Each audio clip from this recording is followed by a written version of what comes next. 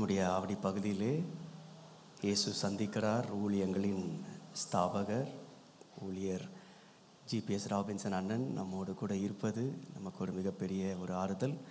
அவர்கள் அப்பாவை அதிகமாக நேசிக்கிறவர்கள். அவர்கள் வந்து சில வார்த்தைகளை பேசும்படியாக தாழ்மையை கேட்டுக்கொள்ளும்.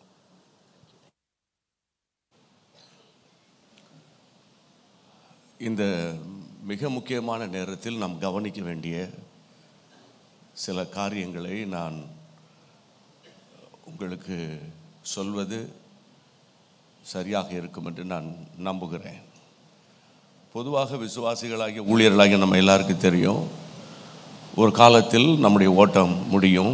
இதை போல ஒரு கண்ணாடி பெட்டிக்குள்ளே நம்ம எல்லோரும் வைக்கப்படுவோம். நம்ம எப்படி வாழ்ந்தாலும் நல்ல போராட்டத்தை போராடினோம், ஓட்டத்தை முடித்தோம் என்று தான் சொல்வார்கள். இந்த முக்கியமான நேரத்தில் எனக்கு ஒரு பெரிய ஒரு கஷ்டம், ஒரு வேதனை என்று சொன்னால் அது மிகையாகாது. இப்படிப்பட்ட தேவ மனிதர்களை இனி காண்பது அரிது. ஆகவே தாமஸ் ராஜ் பாஸ்டருக்காக கையை வைத்து கர்த்தரை தோத்திரம் பண்ணுவோம். மறுபடியும் சொல்கிறேன், நான் இவர்களை ஆறுதல் படுத்தவோ, இவர்களை கேப்ரியல் தம்பியையோ அல்லது நம்ம ஜோயலையோ இன்னொரு மற்ற தம்பியையோ பிள்ளைகளையோ ஆறுதல் படுத்துவது அவசியம் இல்லை. ஆண்டவர் அவர்களை ஆறுதல் படுத்துவார், அவர்களை கர்த்தர் நடத்துவார். ஆனால்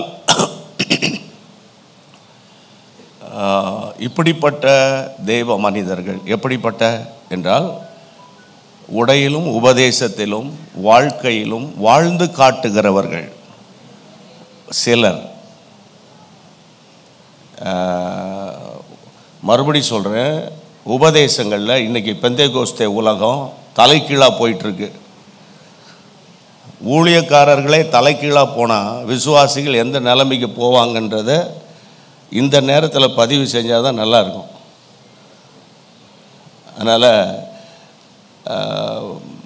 ரொம்ப காலத்துக்கு முன்னால் பாஸ்டர் சொல்லுவாங்க, பெந்தேகோஸ்து உலகத்தில் அந்த காலத்தில் பணம் இருக்காது, விசுவாசம் இருக்கும். உங்களுக்கெல்லாம் ஞாபகம் இருக்குமா தெரியல. ஆனால் இந்த காலத்தில் பெந்தேகோஸ்து உலகத்தில் பணம் இருக்குது, என்ன இல்லை, விசுவாசம் இல்லை. சில இருதயத்தை விட்டு நீங்காத வார்த்தைகளை கேஷுவலாக அவங்க பேசிக்கிட்டு போவாங்க. அதனால தான் தாமஸ் ராஜ் பாஸ்டர் இன்றைக்கு உலகளாவிய ஒரு மூத்த தலைவர்களில் ஒருவராய் காணப்படுகிறார். கையை உயர்த்தி ஆண்டவரை ஸ்தோத்திரம் பண்ணு. There are lot of pastors in our city. அதற்காக கர்த்தருக்கு ஸ்தோத்திரம். ஆனால் ஒரு தலைமைத்துவத்துக்குள்ளே இருக்கிற தேவ மனிதர்கள் ஒரு சிலர். அதனால் இந்த முக்கியமான நேரத்தில் விசுவாசிகளுக்கும் ஊழியர்களுக்கும் என்னுடைய அன்பான தாழ்மையான வேண்டுகோள், எதற்காக பிடிக்கப்பட்டோமோ, நான் என்ன காலிங்கில் இருக்கிறேனோ, என்ன நான் ரட்சிக்கப்பட்டு அபிஷேகம் பெறும்போது எனக்கு என்ன அழைப்பை கர்த்தர் கொடுத்தாரோ அந்த அழைப்பை நோக்கி நான் பயணிக்க கடமைப்பட்டிருக்கிறேன்.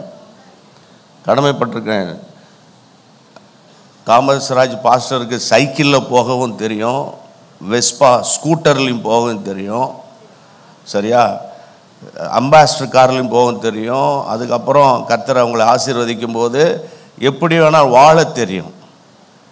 ஒவ்வொரு அடுத்த காரியம், மனதில் படுற காரியம், ஒவ்வொரு அசைவுகளையும் தலைமைக்கு தெரியப்படுத்தின ஒரு தேவ மனிதர். நான் பேச தமிழ் புரியுதில்ல. ஒவ்வொரு ஆவடியில் இருந்தாலும் ஜெரும் தியாகராஜ் ஐயா இந்த ஊழியத்தை தொடங்கின அந்த ஆரம்பத்துக்கு பிறகு சுந்தரம் பாஸ்டர் ஐயா வந்து இவங்க கையில் ஹேண்ட் ஓவர் பண்ணிட்டு போன முதல் நாளில் இருந்து இதெல்லாம் இக்காலத்து ஊழியர்களுக்கு தெரியாது. அதுக்கு தான் என்ன பார்க்கணுன்னா அவருடைய இன்டர்வியூ பார்க்கணும். நீங்கள் எனக்கு ரொம்ப ஒரு பெரிய ஆச்சரியம், கேப்ரியல் தம்பி ஃபோன் பண்ணி, அப்பாவுக்கு 75 வயசு ஆகுது, இந்த நாட்களில் அப்பா கெதியாக இருக்கும்போதே ஒரு இன்டர்வியூ பண்ணிட்டா நல்லா இருக்கும், அதை நீங்கள் வந்து ஹெல்ப் பண்ணுங்கன்னு சொன்னார். அந்த இன்டர்வியூவில் நிறைய விஷயம் பேசியிருக்காரு. அதனால் இக்காலத்து ஊழியர்கள் வயதில் வித்தியாசம் இருக்கலாம், அனுபவத்தில் வித்தியாசம் இருக்கலாம். அவனுடைய வார்த்தைகள், அவர்கள் ஓட்டம் ஜெயமாய் முடிந்தாலும் அவர்கள் ஊழியங்கள் ஒரு நாள் முடியாது. கையை வைத்து கர்த்தரை ஸ்தோத்திரம் பண்ணுங்க. ஒரு லீடர்ஷிப் அனாயிண்டிங் ரொம்ப முக்கியம். லீடர்ஷிப் அனாயிண்டிங், இந்த லீடர்ஷிப் அனாயிண்டிங்கில் சிறந்து விளங்கின ஒரு தேவ மனிதர் கர்த்தருடைய தாசன். ஆமென். அதற்காக கர்த்தருக்கு மகிமை உண்டாவதாக. ஆகவே பிரியமானவர்களே, இனி உலகத்தில் உபத்திரவத்தின் காலம், சபைகளுக்கு நெருக்கமான காலம்.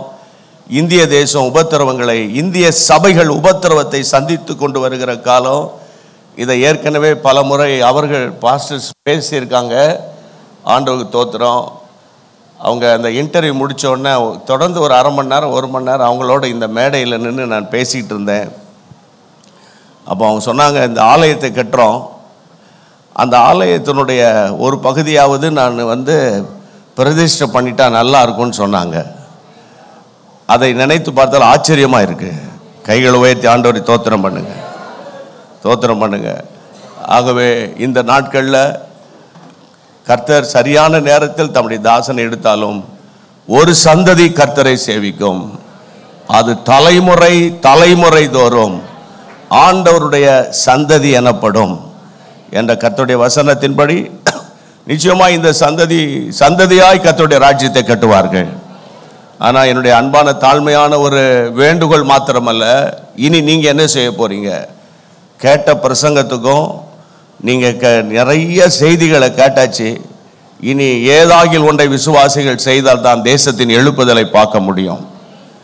ஏதாகில் ஒன்றை, இதுக்கு வயது வரம்பு ஒன்றும் தேவையில்லை.